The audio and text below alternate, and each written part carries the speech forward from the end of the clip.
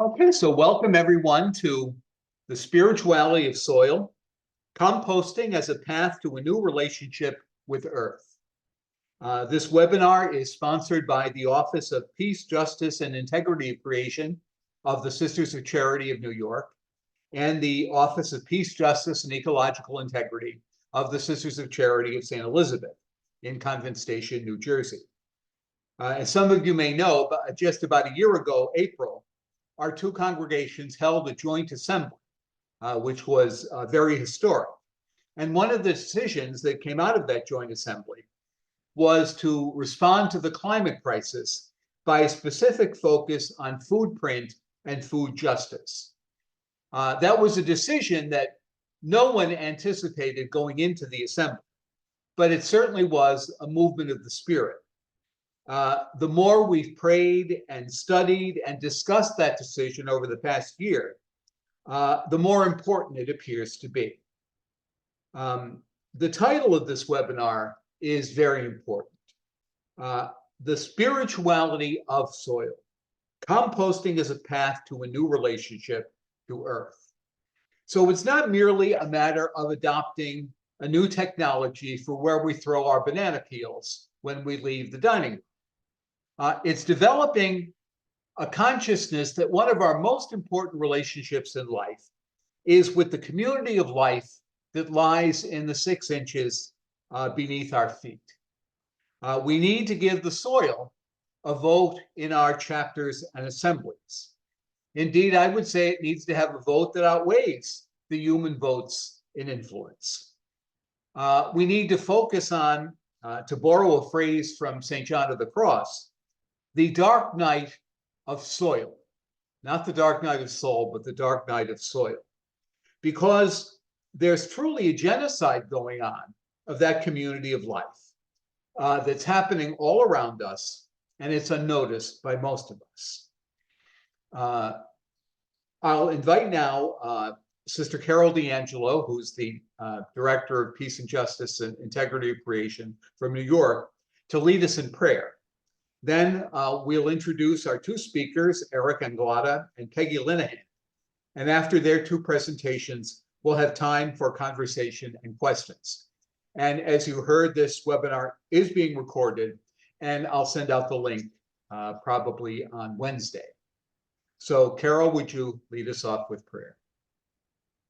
And so when I was searching for a prayer, I got this from an ecotheologyblog.wordpress, and it's a prayer for a new compost pile, and it's looking on soil as the icon of one's heart. Source of love, we thank you for this icon, for the reminder that even the dirt beneath our feet shows the sign of your resurrection, and that even the smallest creature is loved by you.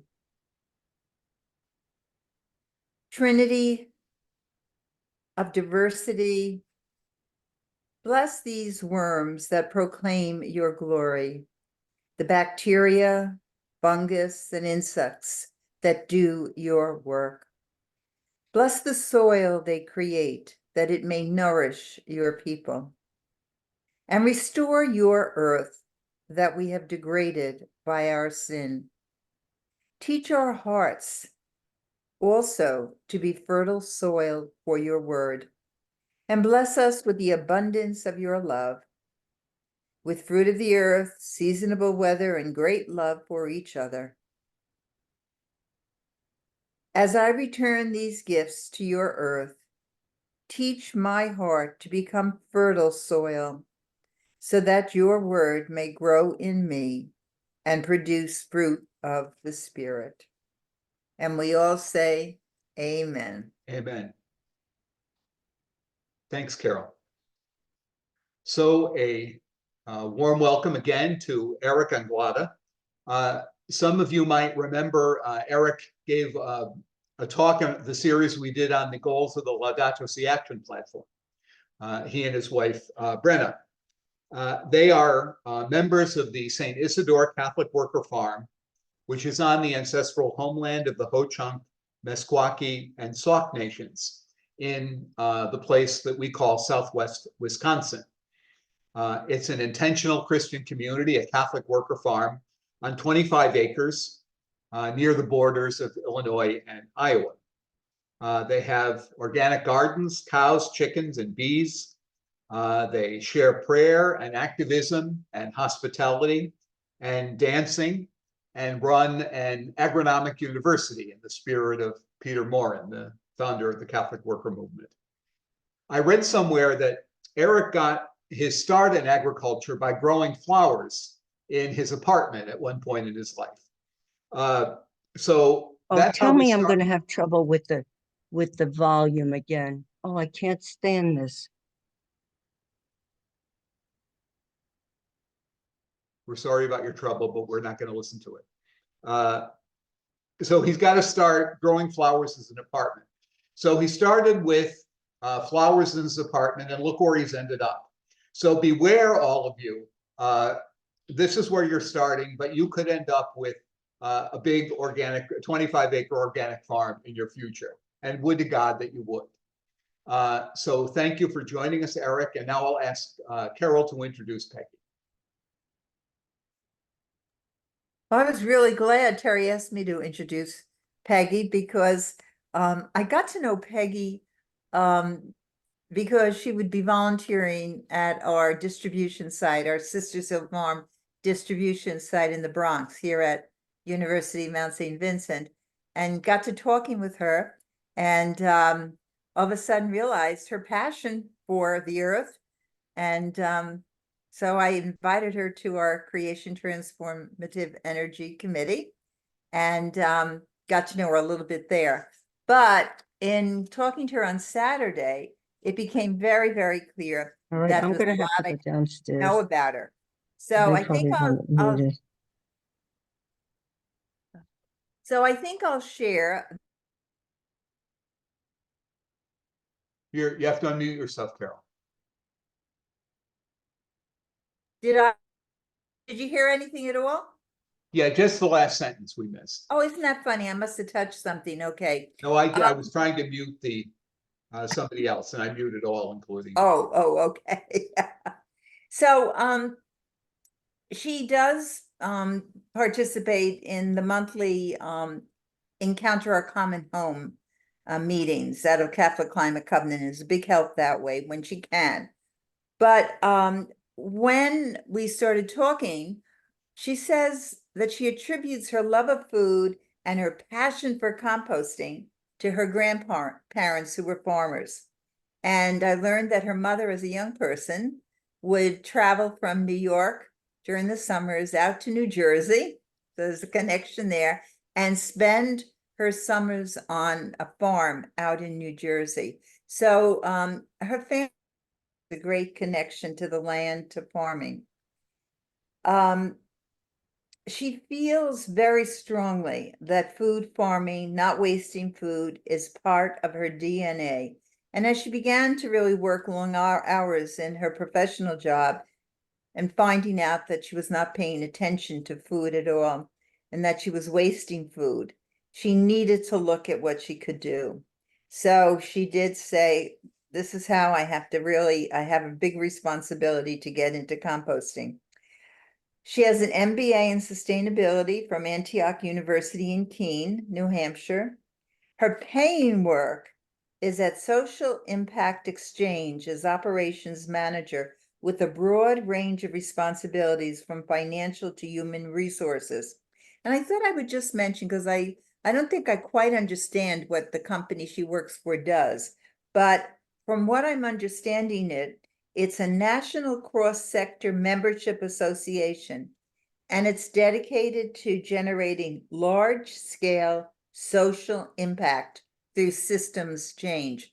You don't often hear of an organization that's focused on that. And so what it allows organizations to do, small organizations coming together with large organizations, to work through SIE, Social Impact Exchange, to have more effective upscale programs that are going to address the systemic change on issues that they're working with.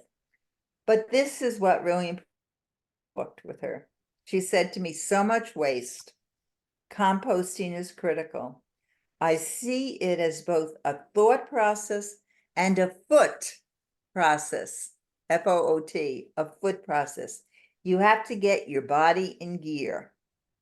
Got to get the body moving.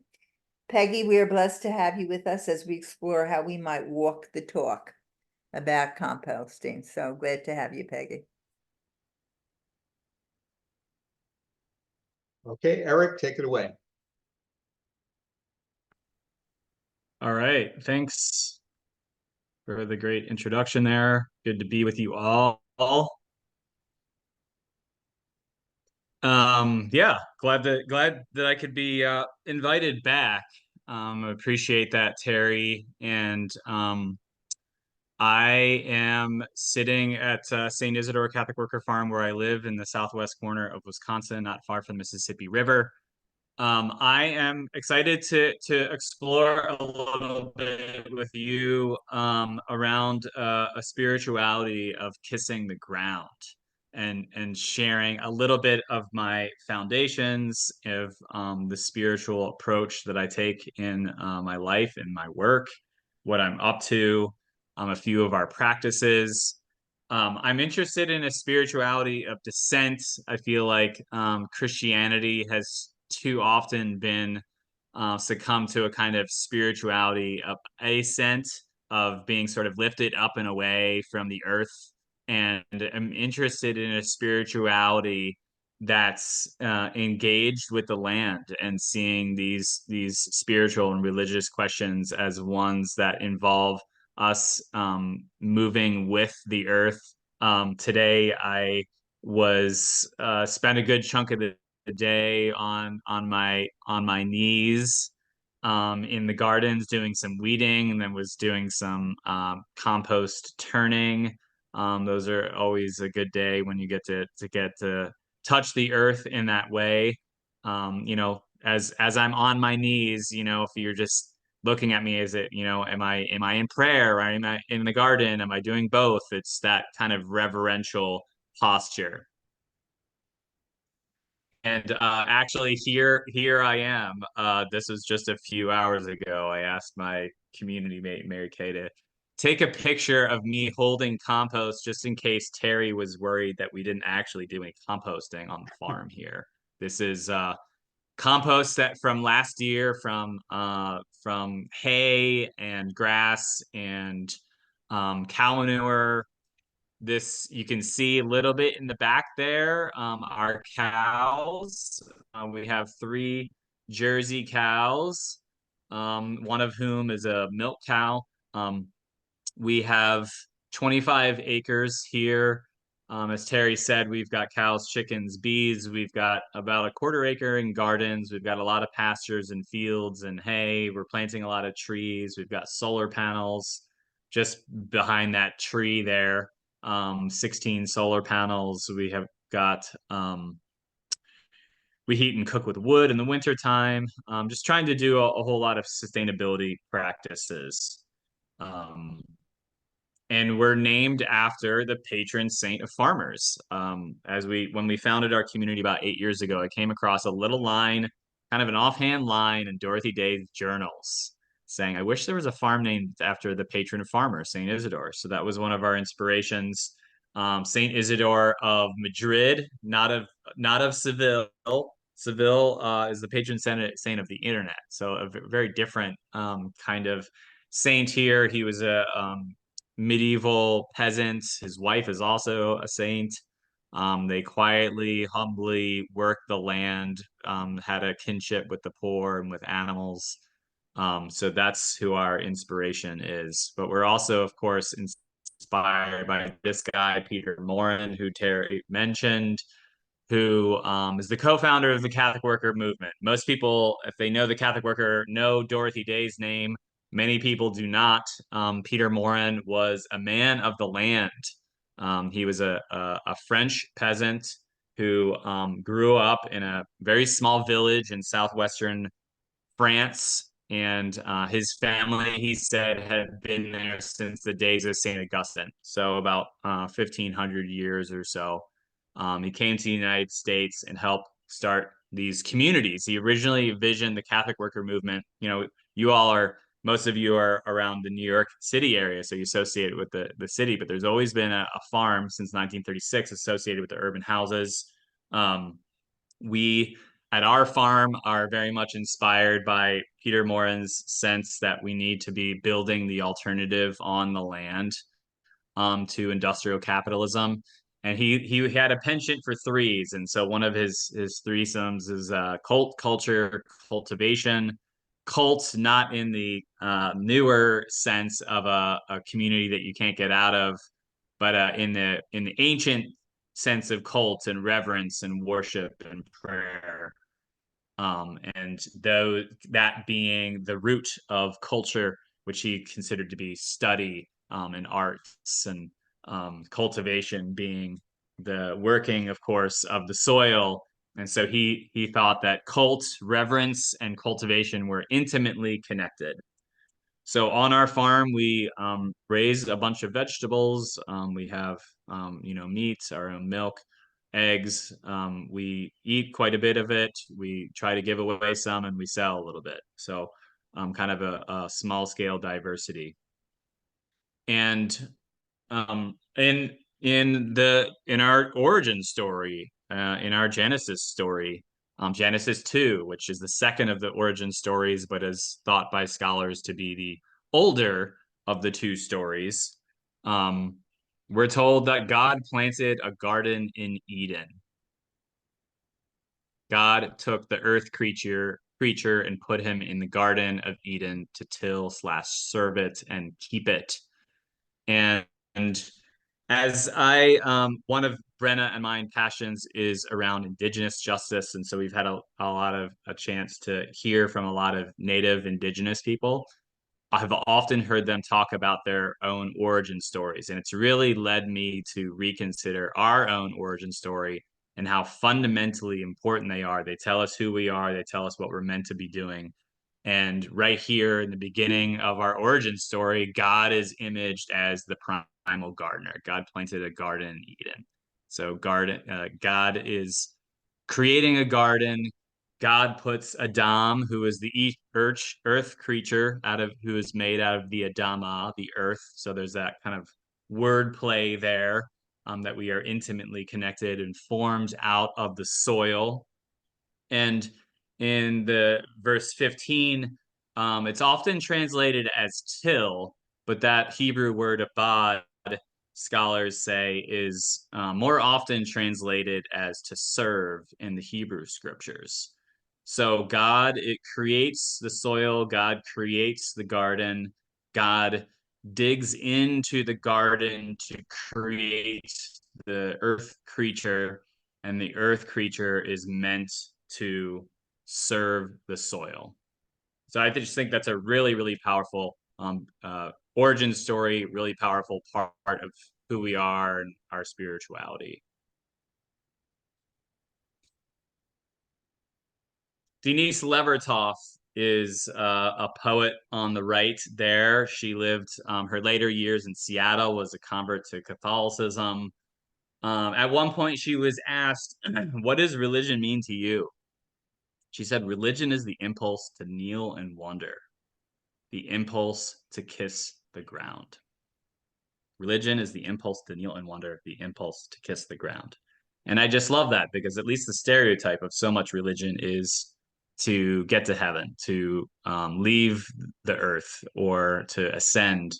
And for Denise Levertov, it was about getting on her knees to kiss the ground. And of course, John Paul II was famous for, whenever he would come to a new place, first thing he would do was get down on his hands and knees and kiss the ground, which I think is just such a beautiful modeling of respect and reverence for the land. Perhaps some of you have read Fyodor Dostoevsky's novel, The Brothers Karamazov. This was a favorite of Dorothy Day's. Sadly, I never been able to finish it. I've started it twice and I've only gotten halfway there. It's such a big, dense book. But there is a scene that has stuck with me over the years. One of the characters, Alyosha, goes through a conversion moment when his mentor, Father Zosima, dies, and suddenly he has this kind of clarity and a conversion moment. Dostoevsky writes here, Alyosha stood gazing and suddenly, as if he had been cut down, threw himself to the earth. He did not know why he was embracing it. He did not try to understand why he longed so irresistibly to kiss it, to kiss all of it, but he was kissing it, weeping, sobbing, and watering it with his tears, and he vowed ecstatically to love it unto ages of ages. Just a wonderful, beautiful literary moment for Alyosha to drop to the ground, to kiss the earth and wonder, and not know exactly why, but just this impulse to kiss the ground. And soil, as we know, is healing. Soil is an incredible community, an extensive community that is largely unseen, that just a tablespoon of healthy soil has several billion tiny organisms in it. The bacteria, the fungi, the insects, all of those microbes who are doing their work. And some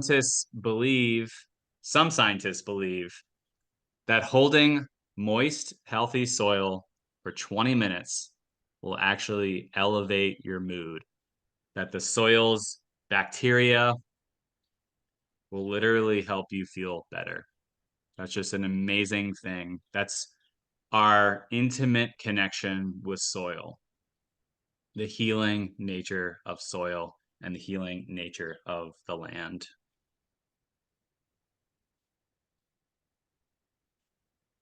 And Jesus himself knew the healing of soil in the Gospel of John, chapter 9.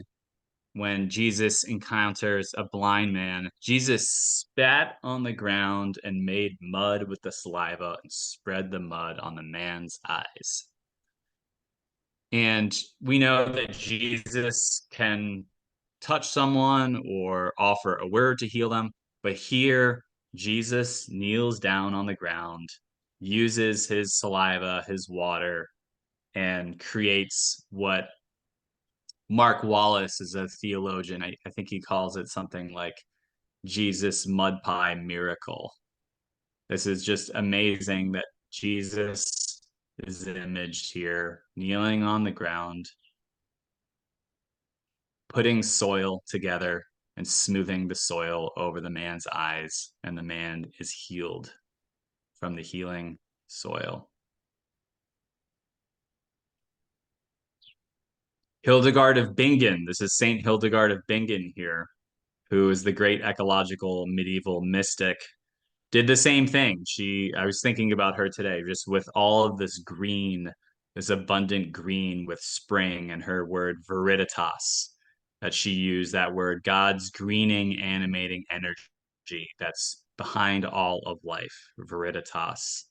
And St. Hildegard was an herbalist, she was a musician, she was a teacher, she wasn't afraid to challenge the powers that be. And she was known in her region that people would come to her for healing. And one of the things that she did was a ritual that she called greenish earth, where with people with certain issues, she would wrap them in healthy soil to heal them.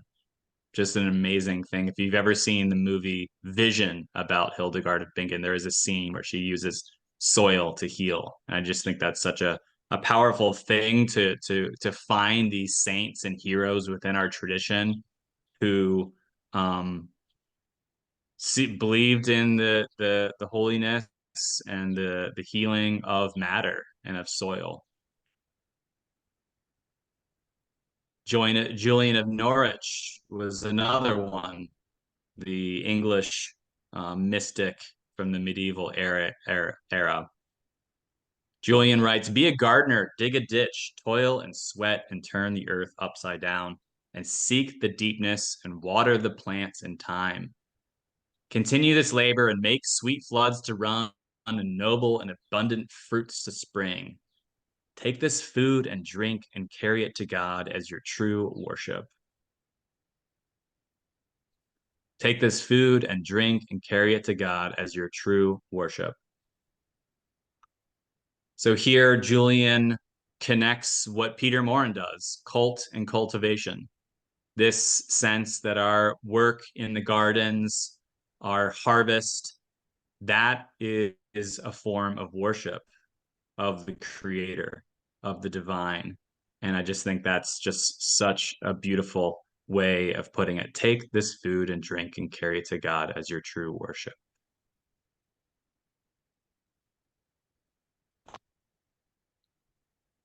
And then, of course, in Pope Francis's Laudato Si from 2015, Pope Francis calls soil a caress of God. Soil is a caress of God. And I'll have to say, I'll return a little bit to this in a moment, but I was disappointed in Pope Francis's latest letter on the climate crisis. I was very happy that he wrote a letter on the climate crisis, but he leaves out, as far as I can tell, any mention of the power and possibility of soil amid our climate crisis. But I am really, really grateful that Pope Francis offers these words, that soil can be a mystical encounter. Soil is a way of encountering and feeling the caress of God.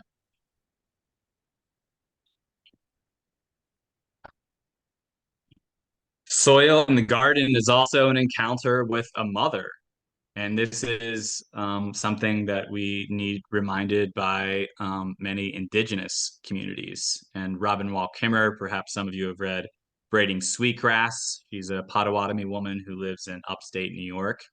And her amazing book, Braiding Sweetgrass, which I highly recommend, she writes a beautiful essay called Epiphany in the Beans, where she has this realization that the earth really is our mother nurturing us. And so she writes, "This is really why I made my daughters learn to garden, so they would always have a mother to love them long after I am gone. This is really why I made my daughters learn to garden, so they would always have a mother to love them long after I am gone." I find that to be just so powerful and poignant, that we need to see soil both as a caress of God and as a nurturing from our earth mother. And that's really powerful for those of us who have lost our mothers, that we can see the land as taking care of us, as nurturing us, as providing for us.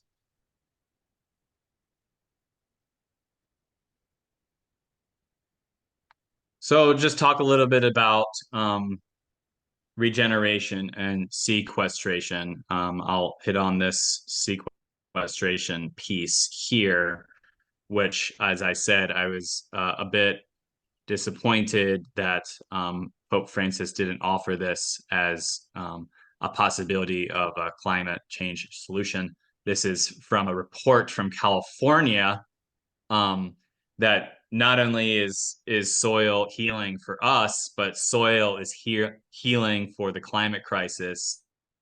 Soil is healing for the atmosphere, because as we know, with colonization, with the industrialization of agriculture, so much of the carbon that was in the ground has been released into the atmosphere, and that is the catalyst for climate crisis.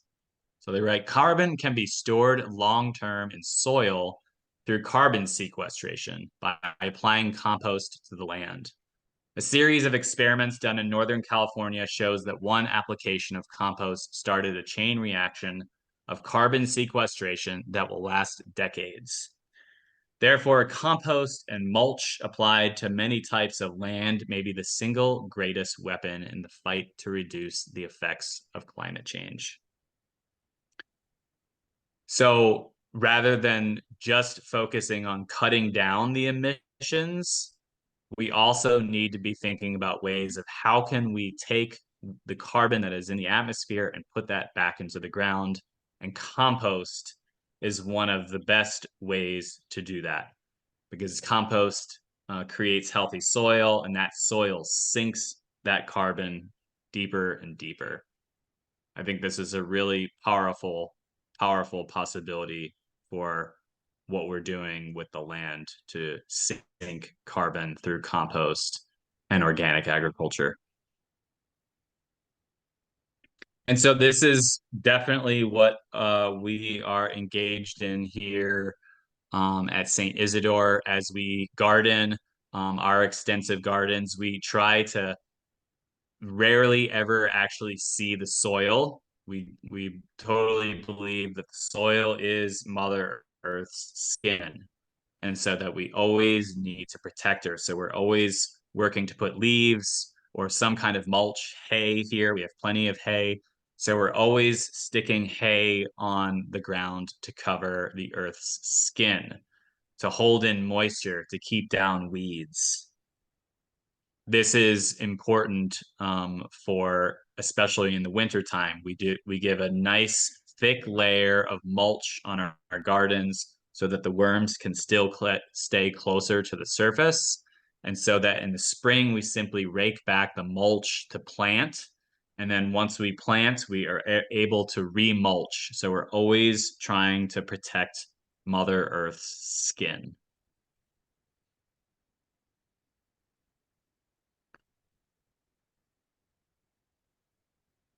A few practical possibilities here as we think about the ways of healing both ourselves and healing the climate. One of our primary approaches or strategies is, how do we attract more and more life? How do we attract more and more life to the land? So we've all heard the reduce, reuse, recycle, which we need to add rot to that. That's a really important piece of making sure that what can return to the earth does in fact return to the earth. And that rotting process is really important, rather than sticking food scraps into a dump where the food scraps aren't able to break down, and so they become methane. Food Not Lawns. Slowly, we are trying to cut down on the amount of lawn that we're cutting, and instead grow food, or we plant native shrubs, plants, and trees instead of lawn. Lawn, is a monoculture that there offers really nothing to other creatures. So we have utilized cardboard and mulch and food scraps and manure, and put those on top of the lawn, and then the following, let that sit for a few months, and then the next year we've planted right into that. Planting native, finding out what trees, shrubs, and plants are native, especially perennial plants that come back year after year. Their roots sink carbon, they hold in soil, they hold in moisture, they attract lots of different kinds of birds. And so the finding natives as much as you can for your ornamentals is really, really important. In the garden, we try to also utilize cover crops. So if we ever have a time where, say, we harvest our garlic in July, rather than just letting the garden sit there, we will grow cover crops, which are crops that aren't meant to harvest, but are rather meant to grow up, and then we cut them down, and they add richness and nutrients and organic matter to the soil. So they continue to build up and up and up that soil. And then we don't till at all. We're on a small enough scale that we're able to utilize hand tools. When you till, you impact negatively the soil structure, you bring up weed seeds, you release the carbon.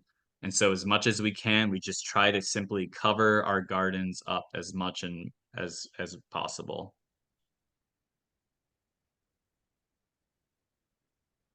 Produce no waste is a key part of this. And rather than seeing food scraps and other materials as being waste, we see them as valuable nutrients to cycle onto the earth. So we have chickens, amazing creatures who we have our compost pile right next to our chicken coop. So we have when we our food scrap bucket, you know, when we're cooking, we have the rinds and shells and all these other things. Rather than putting those in the trash, we um, bring those up to the compost pile, which is right next to the chicken coop, so that the chickens jump in, they dig through and eat whatever they want to. Whatever they don't eat turns into compost. And so we kind of layer that up with brown materials like hay, straw, leaves. Um, and we even our human waste, we even turn that into compost, which we put on just shrubs and trees. But our goal is to really not waste anything, so that, and typically what we end up just throwing in the trash is plastic. And so that's a call for us to just buy less and less plastic, and everything else, papers, cardboard, whatever, can return to the earth. We can compost. So rather than waste, we see them as a source of nutrients.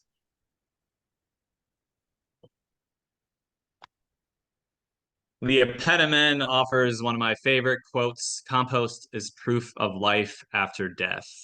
Leah Peterman is a farmer in upstate New York at Soulfire Farm, which is a BIPOC, Black and Indigenous people of color led community where they are training the next generation of BIPOC farmers. They are engaging in a lot of regenerative practices that are from ancestral practices from Africa. They've built up, I think, over their last 10 or 15 years, more than 12 inches, more than a foot of topsoil. They just keep composting and composting and adding. So they've built up the life of the soil, and that really rich, healthy soil is sinking carbon, is providing really nutrient dense food that they're then providing to folks in Albany. And she's hitting on compost as proof of life after death. She's hitting here on the Paschal mystery, as we know through Christ's story, life, death, and rebirth, life, death, and resurrection. We see that in the compost. We see that all over the land, but most especially within the compost. So the compost and soil are the connector of our lives. They're the resurrector, and really, just I love this. The Wendell Berry calls this deathless earth. You know, all at death is constantly being turned into new life, death into new life, death into the new life. It's such a beautiful model for us. And then I'll just close with this line from Rumi: "There are 1,000 ways to kneel and kiss the ground." Rumi being the great Sufi poet and mystic. There are 1,000 ways to kneel and kiss the ground, which I just take to be we each have to find our own path to live in greater reverence for the holiness of matter. And I think we all have our own different contexts that we need to find our own way to kneel and kiss the ground. And sometimes we just literally have to kneel and kiss the ground. Sometimes, as my wife does, she just picks up a little bit of healthy soil and just eats it, you know, getting a nutrient blast.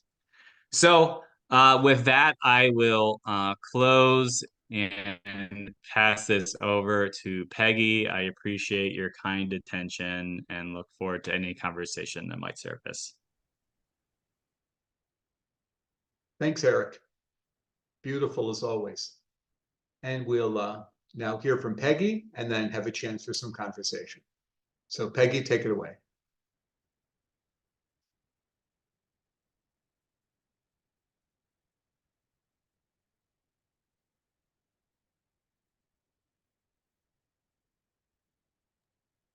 Peggy, are You are trying- muted, Peggy. Yeah,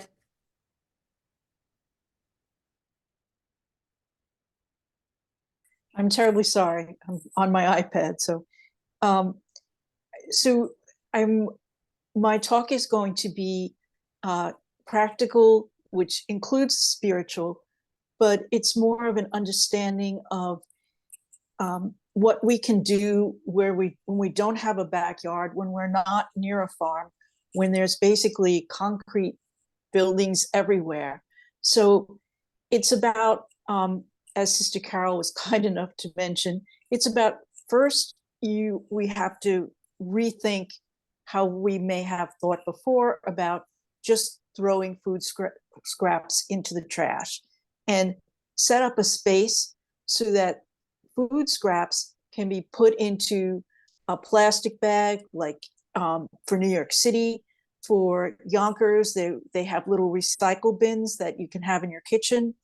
And think of how we can bring this food, unused or food, back to the earth. And there are numerous places in the city so I basically was focused on New York City, and I know that people are in different areas, so that they have different methods, but the idea is to think about how we can get this food back to the earth. So New York City has many composting sites, which may be canceled because of budget cuts, but they're associated with farmers markets. And also in Yonkers, there's a recycling center where you can bring your compost. And as I said, you can get a little compost bucket. So one of the things that New York City does is they're composting. There's several different programs that are associated with the Department of Sanitation that run these composting programs. And they also provide teaching and store, and will have volunteers and employees at actual composting sites. So there's different ways of doing this in the city. One is the composting that would be similar to the backyard, which would be an aerobic. And then there's an anaerobic where biogas is created so it can be turned into fuel. So there's so many ways that we can contribute to the planet. And the issues in the city is how often we are removed from nature and from everything Eric was speaking so well about the soil and what it can do for us if we take care of it. So there's just, it's about like an attitude change, which the city of New York has started, and definitely the city of Yonkers.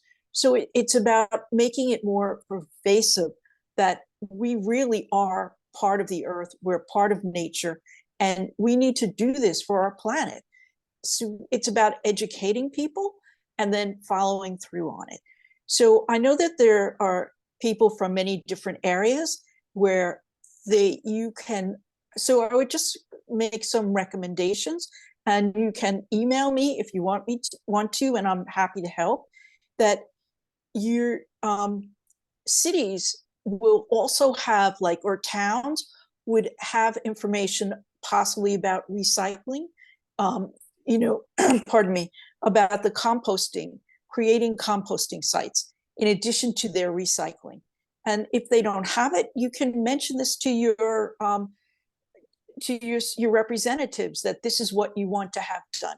So it's about being proactive, about changing your thought process and really thinking, what can I do?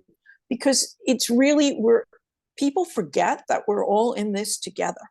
So I guess that's, I mean, I have, information about New York City, but I don't know if that's pertinent to everyone. And that's why I said, check with your representatives. If you need assistance, I'm happy to help. I can be very persistent. So whatever, you might require. So if anyone has any questions for me, I'm happy to help.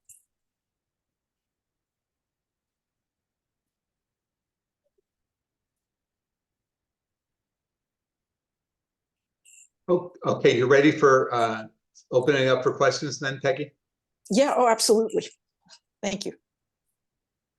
Okay, so anyone who has a question or a comment, or also sharing your own experience with composting.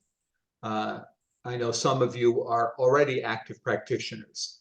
So raise your hand and remember to unmute yourself. John DiMucci, do you have your hand up? Okay. Hi. Hi, nice to meet you. So I live in the city of Orange in New Jersey, and I just moved here about a year ago. I recently bought a couple large containers, and I have attempted to start composting at home. I tracked down the folks who do the gardening here at our complex, and they just gave me a gigantic box filled with cuttings, grass cuttings. Um, any tips for a fast start?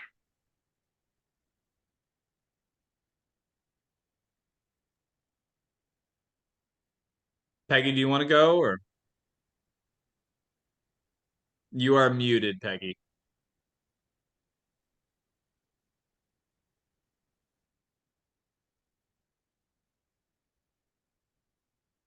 You're So okay. sorry. I'm not used to my iPad. I apologize. So I'm more like, take the food and take it to the compost site more than even though I have some knowledge of how to do it. I'm going to hand this to you, Eric, because you're the expert. Thank you. I'm not the expert, but to clarify, are you asking about indoor composting?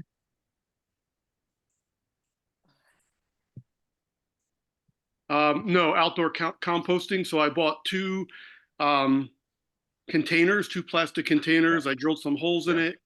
I have some grass clippings. I've been putting, vegetable matter, fruits, stuff like that, coffee grinds, tea bags. Yep. But I also live in an urban environment, so Yeah. I'm kind of doing this without trying to have my neighbors notice. Yeah, that for sure. And so I think having on hand, the grass clippings right when they're fresh are highly nitrogenous. As they die, of course, they're more carbon based. So having some excess grass clippings or leaves or straw or whatever, the kind of brown stuff that's gonna hold in the smells, is really important to have plenty of that on hand in case your food scraps start to get a little funky. But I would say just make sure that they're moist and you can keep turning them. And I want to call here on Justin Novotny, who I'm seeing up here in Madison, Wisconsin, who's doing his own composting stuff. Wanted to see if you wanted to weigh in here at all, Justin, on this as a more kind of an urban compost gardener.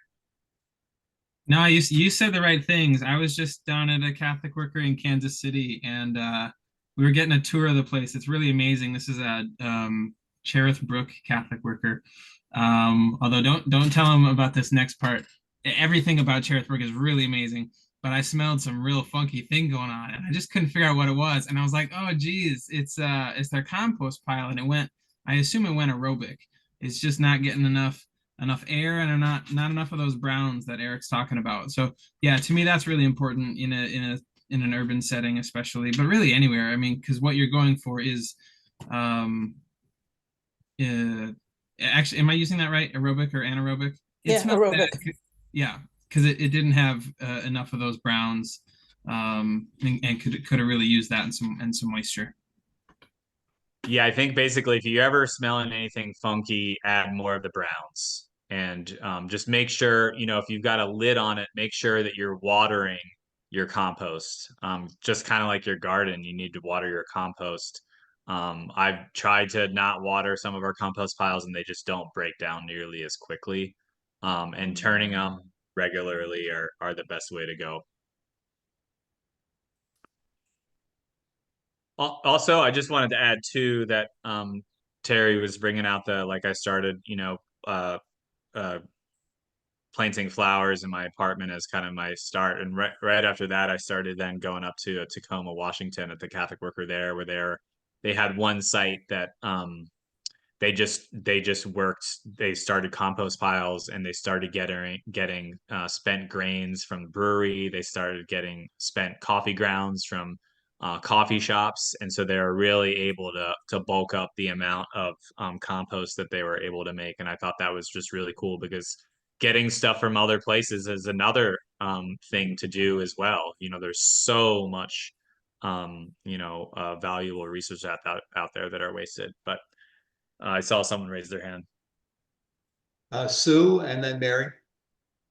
Hello, I live, I guess, in suburbia, but very quickly turning into a city, my children say. But I throw out a lot of food scraps and things, all of it out into my yard. And for a very busy corner, a lot of the critters come and eat it up before it gets to compost, which is okay, because I enjoy those critters. But at our local farmers market in Ramsey, New Jersey, there was a table, and this young girl, and I'm noticing a lot of little startups, source compost for the urban dwellers, and they have buckets, different sizes for your needs, and they will come, and there's different things, if it's weekly, bi-weekly, to pick up your bucket of food scraps and bring it out to farms. They have those connections. And she was very nice. I have her contact information. I could put it into a chat, and she's been willing to come and speak to our youth groups at our church. Meanwhile, a lot of churches in the Archdiocese of Newark have a environmental justice task force. And for Earth Day, a number of churches had other startups like Source Compost come and speak and teach about composting in our type setting, not the farm, but apartment dwellings and places where the yards or the neighbors will complain. So I'll put that information in the chat if you like. Thanks, Sue. Yeah, thanks. And also, I just want to I remember when I was living in an apartment, I would just keep my food scraps in a little Tupperware thing and keep it in my freezer. And then on the sly, when that Tupperware filled up, I would just go behind some shrubs, dig a little hole, and stick it in there. Just as a possibility. And if I can chime in, we have some friends who they'll store up two weeks or even a month of compost in bread bags and other stuff, and they'll put it in their freezer. And then when they get a chance to come to my side of town, they'll come deliver it to us, which is pretty sweet. Yeah, in researching what we might do here, romantically, I thought, wouldn't it be great, if we had a compost heap here and the sisters could see our scraps miraculously being turned into this rich, fertile soil. But that is a lot of work, as as people are mentioning, and things can go funky fast. And if there's one thing nuns don't like, it's funky. But I was very interested in the possibilities of, as people have been mentioning, these industrial composters. And one of the advantages is they can compost a lot more things than you can compost in your house, because they use much higher temperature of heat. So it avoids having to separate things that is sometimes a difficult process in big institutions where you have people of varying degrees of cognitive decline. Now, obviously, you don't get the results. You don't get the soil back, but it does turn into rich compostable soil that other people will be using. So that's also a possibility. Save up your stuff. You don't have to be attracting the critters to your backyard, and bring it to somebody who can compost in a way that doesn't make your yard funky. Mary? What are pragmatides? They're species you don't want, right? Do you know what I'm talking about? Can you use that? Can you use those that you want to get rid of? You take away from the soil and use that as your cover over your soil? break it all up, or is that not a good thing? It'll just make more, I guess, maybe. What's your situation? Well, we have a local pond, and people volunteer, to keep it, and they have so much of it. We have to keep cutting those down. I mean, I thought, is there any good use for what you do with them, or? I'm not familiar specifically with Phragmites, but I think as like we put any plant matter into our compost as long as we're not putting in seeds. So I don't know if Phragmites seeds out at all. But if it's just stalks or whatever, that would break down just like anything. Yeah. But maybe does anyone else know about Phragmites on this?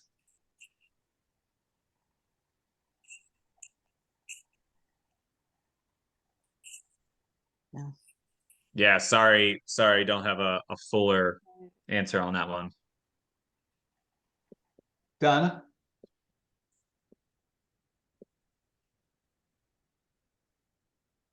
Yes, first of all, thank you for these wonderful presentations.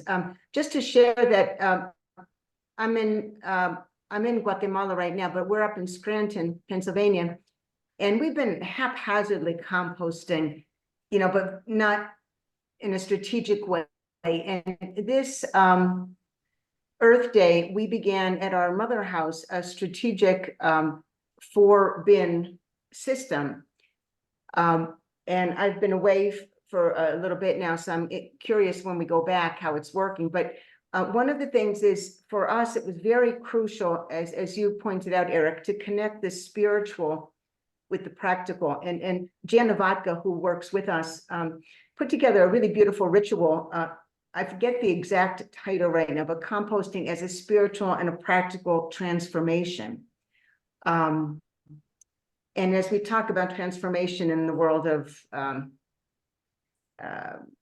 women, well, religious life and everything else in the world, it really, I think, helped our sisters, but helped the other people who came kind of make that Paschal mystery connection to, life, death, resurrection. But I have a question for Eric, a curiosity more. You mentioned in your presentation, I'll go about something about human wastes. You use human waste as well? Yes. I'm fascinated by, I'm curious about,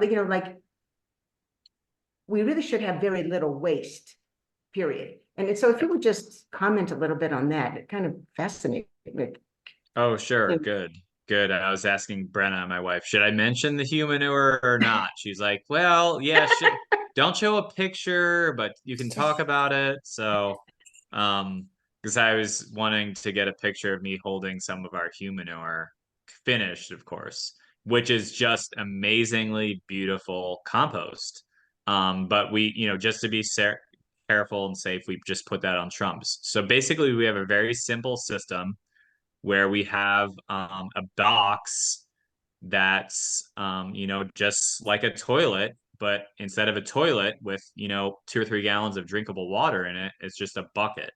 And right next to that toilet is a bucket of sawdust. So we actually get just copious amounts of sawdust from the local Trappist monastery and their Trappist casket business. And so they just have another waste product that we then turn into compost. And so, when we're finished using the toilet, we just put, everything goes in there, including the toilet paper. And we put sprinkle sawdust on top of that. When the bucket fills up, I take it out to our human manure in the corner, not in a spot you run into. But it's amazing how quickly that breaks down. That after a month, you never know what that was. You just think it was a compost pile. And That's amazing.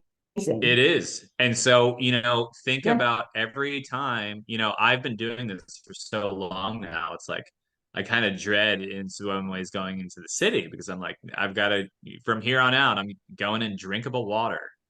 And so it's just we've saved hundreds and hundreds and hundreds of gallons of water. And instead of it being flushed away and needing to be treated, we are keeping that on the land and then returning that as fertility. Now, I totally realize that all of this, I'm working out of my own privilege. I get to live on a farm in beautiful Wisconsin and all that stuff, and not everyone can do it.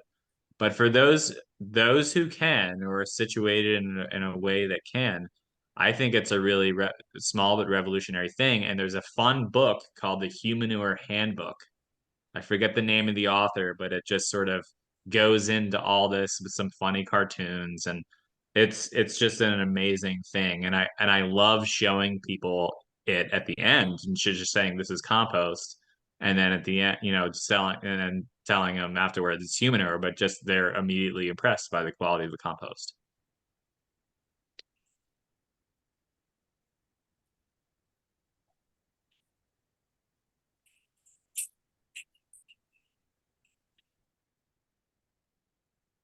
Have any of you had any experience with vermicomposting? We had one of our sisters, Carol Johnston, was a big enthusiastic proponent of it.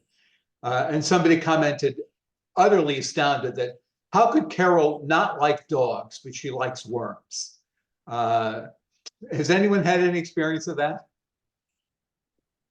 Justin Novotny has, I know that. Justin, Yeah, I've kept worms for maybe just a year and a half. I found it difficult. I enjoyed keeping them in the garage. We kept them in the basement bathroom in the bathtub for a long time, in a couple different systems that I've tried.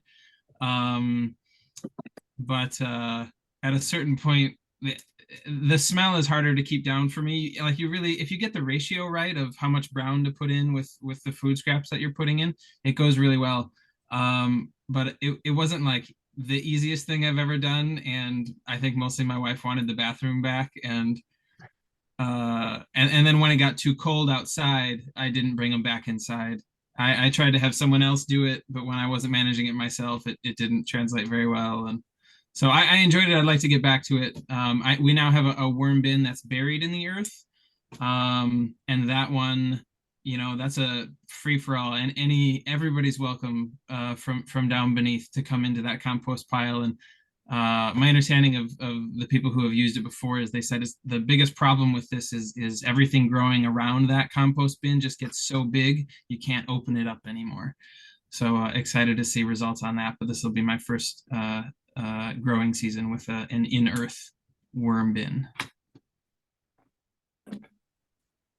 Thanks for the Phragmites answer too, Justin. I have a worm compost going in my bathroom, but I can't get my phone off from blur.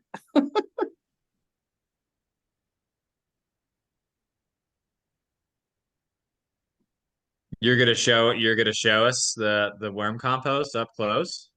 Well, I was going to, but I can't get my camera to not have a blur on it. Huh. Oh. How are you doing it? We have 2 Rubbermaid totes. You just muted yourself. Yeah. We have 2 Rubbermaid bins sitting in a shower stall that we don't use right by our kitchen, where we do we have our recycling and our worm composting in there. And they're very happy worms. We got red worms from a friend who was doing this, who had enough. And there's holes in the bottom of the inner bin. And they love bananas and melon peels and cucumbers. I don't put in things that are too acidic. And they're very happy. I've had the worms populate so that I've had worms to share with other people.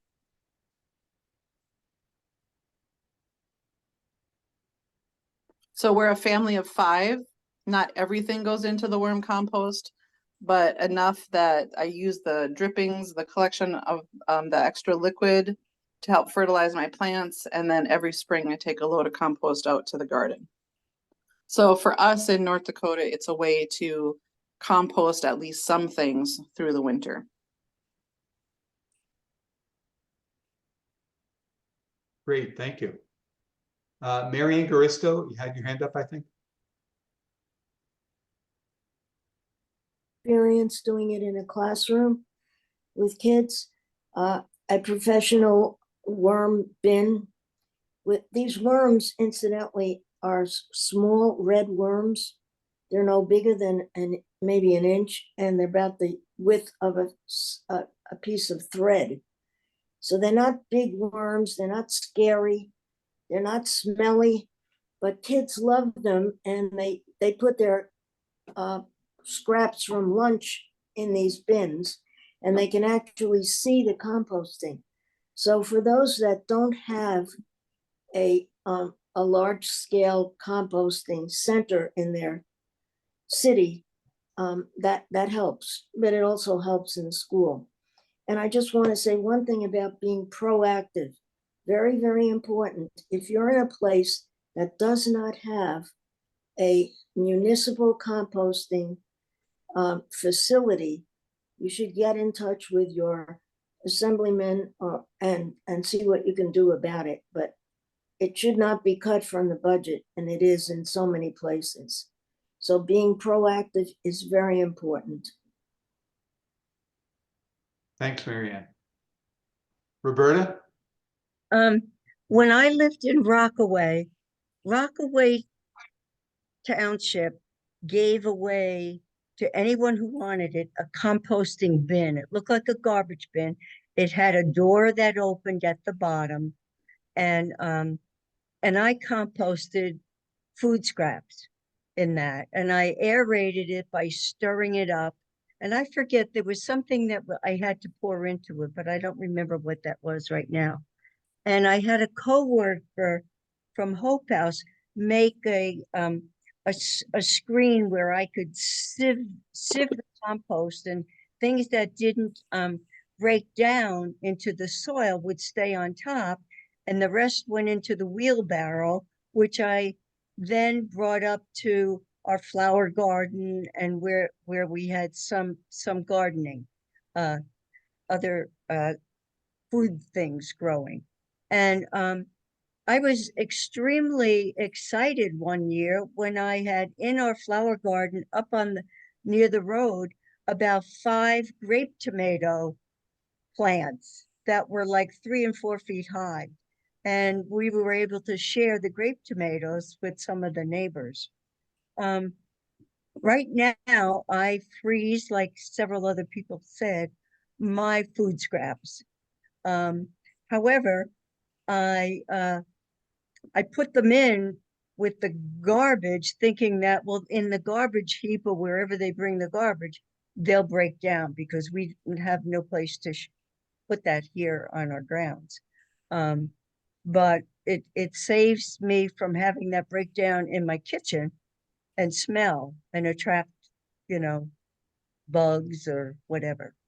But I enjoy doing that.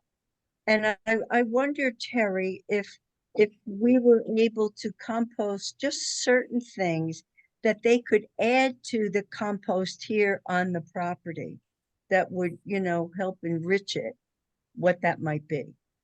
Because they do the leaves and the grass cuttings, and I don't know what else they put there. We have to ask Kevin right now. Thank you.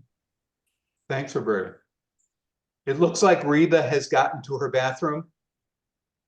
Yeah, if anybody's looking at my video, here's our compost Rubbermaid totes, 18-gallon totes, so one inside of the other. There's holes drilled around the top one, around the top edge, and in the bottom, and in the lid. So there's some circulation. But I just put these melon peels in here the other day, and you can just see like a whole glob of worms there. Wow. They've all come up to the top to eat these melon rinds, and in a couple days these rinds will be down to nothing. But they're just thick under each one. Pardon my dumb question, but The worms don't crawl out of the bucket ever? Well, they have occasionally, but like just like one stray one or something. Okay, Um, so it's they not start like they're coming gonna up. march across your bathroom floor. If they start coming up and I see them around this edge, to me, that's an indicator that it's too wet and there's not enough food. So then I just have to add more food for them. Then we mix this with shredded newspaper, occasionally put in coffee grounds. And that's how it works for us. And we have never had it smell. Never, ever, ever in our house. And we've had it for, I don't know, maybe 4 or 5 years now. Great.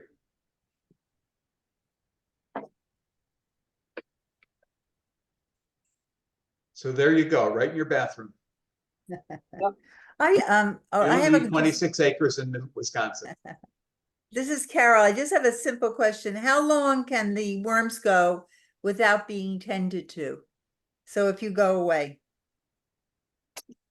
I have left them for probably a couple weeks.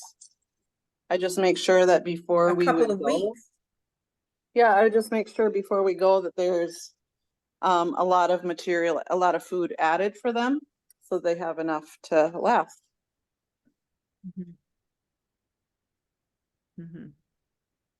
Sue Butler has your hand raised. Yes, thank you. Am I unmuted? Yes, but your video's off. Right. Well, that's appropriate at this point of the day.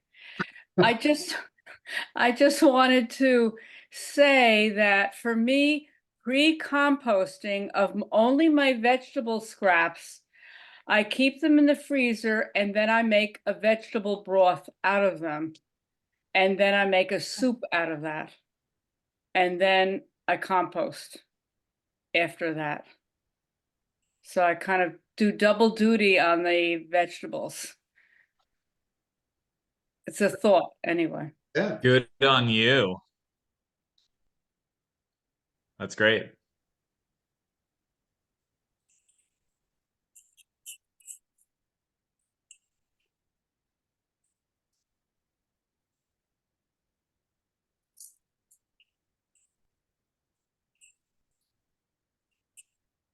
Any other questions or comments?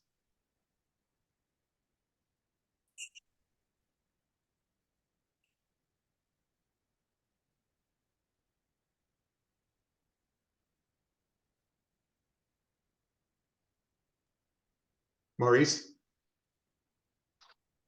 Yeah, Eric, thank you so much for your presentation. I just love spirituality of soil, all the different quotes from our spiritual leaders I was not even familiar with.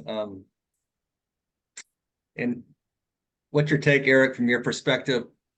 Why is it as a church we're so unearthly that the soil beneath us is not regarded as sacred, has no inner meaning of itself or value? Why is it that we're just disregard billions of microorganisms to our demise? Wow. Big one. Big one. Thanks for the question. I don't know if I have a great answer. I think part of it is I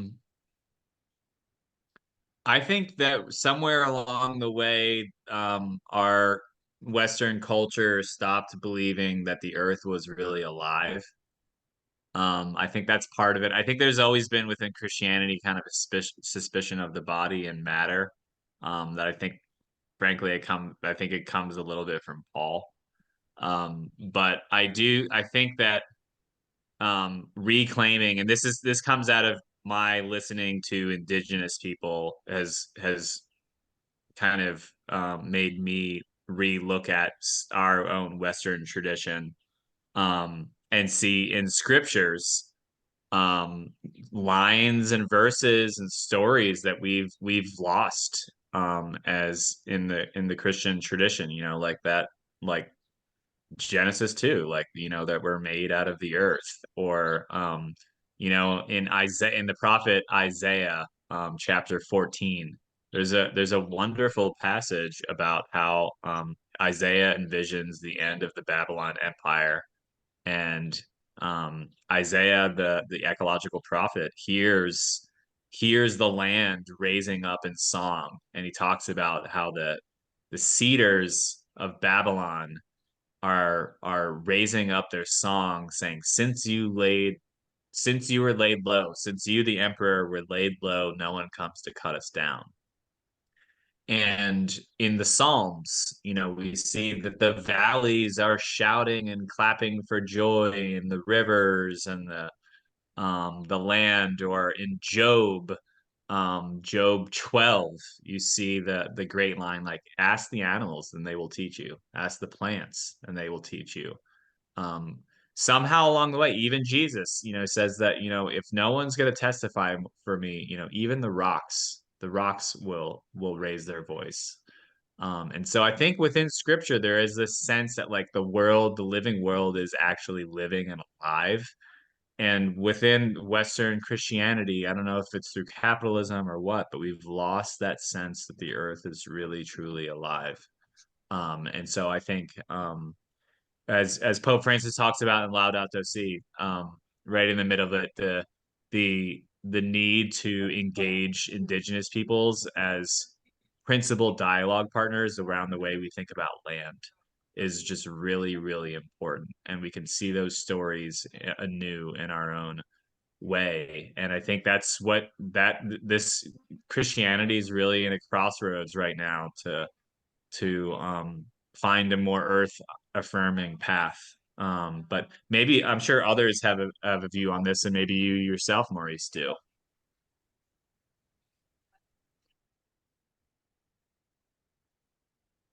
Yeah, thank you, Eric. I appreciate your sharings. Yeah, anybody else that might want to share?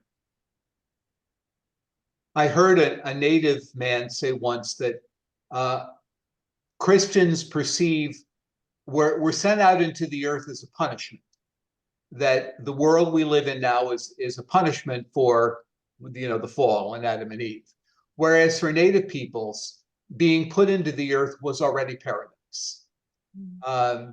So think of how different our consciousness would be if we were taught that this world we live in is paradise, not a place of punishment, not a place of fallenness, but our home and a paradise in itself. And secondly, I don't know if Eric is looking for business, but I had a wonderful opportunity to watch some videos of a retreat that Eric gave to the BVM sisters in Dubuque at their mother house. So a number of you on here are women religious. So if you're looking for somebody to give a magnificent retreat unpacking so many of these ideas, Eric is really masterful at doing that. So I just want to say that I'm kind of struggling with to me BMs or P. Sorry. Sorry.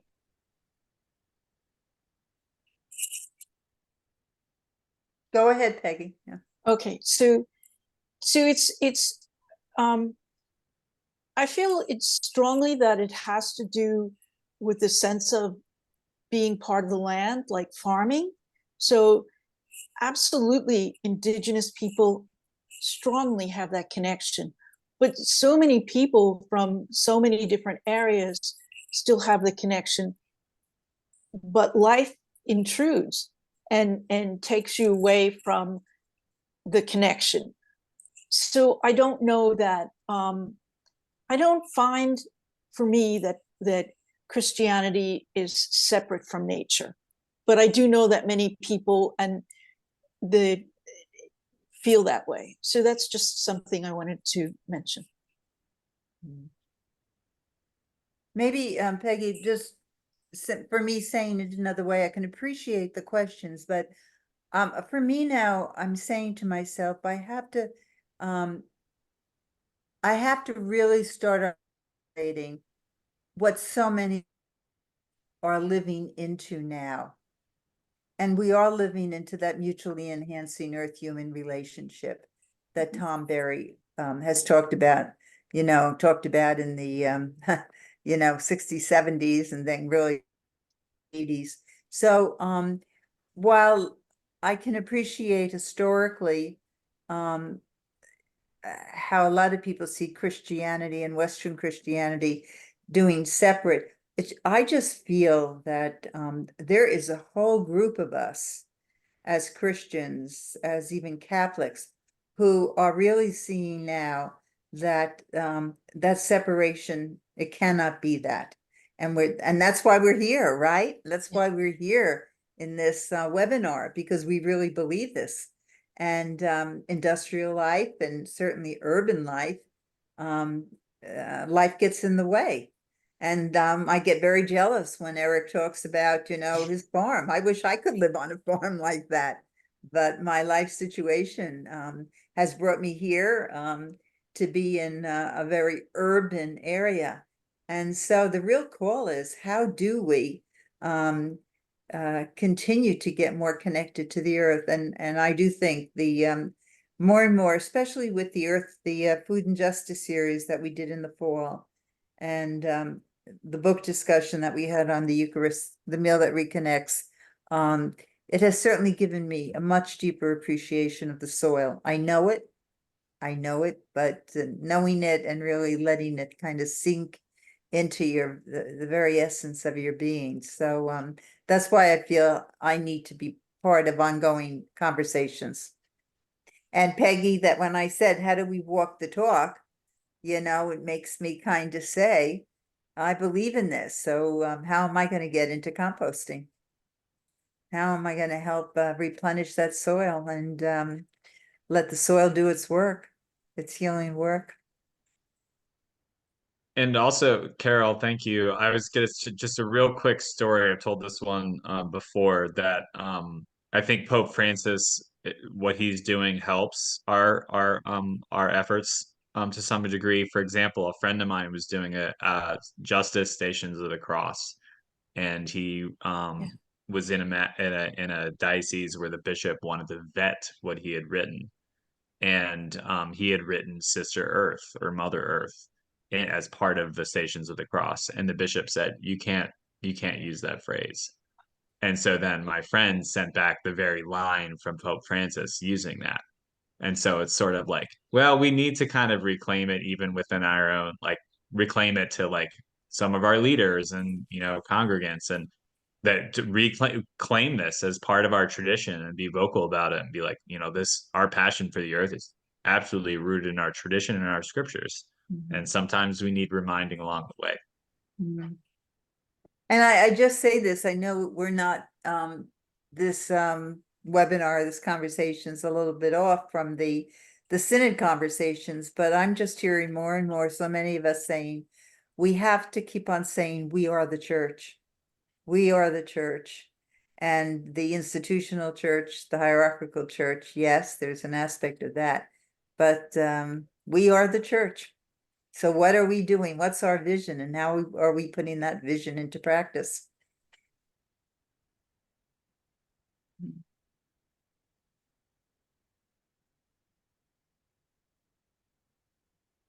Okay, we're coming to the end of our time together. So thank you so much to Eric and to Peggy and to everyone else who shared their experiences with worms and practical experiences with composting. So may this beautiful spirituality that both Eric and Peggy expounded for us lead each of us to a new relationship with soil that will express itself in concrete ways of living in respect with earth and with the land. Just a little announcement that the final session in our series for until the fall anyway is May 6th, the first Sunday in May. And we're going to have Carolyn Cromer, who's the sustainability director of the Sisters of Charity of Nazareth, talk about dealing with food issues in institutions. Again, women religious have mother houses where There are 50 sisters living, and that's 300 opinions with 50 sisters. So how to and also dealing with food services who often limit what you can do in issues of food. So that will be the theme, and I'll send out a flyer and information when that's ready.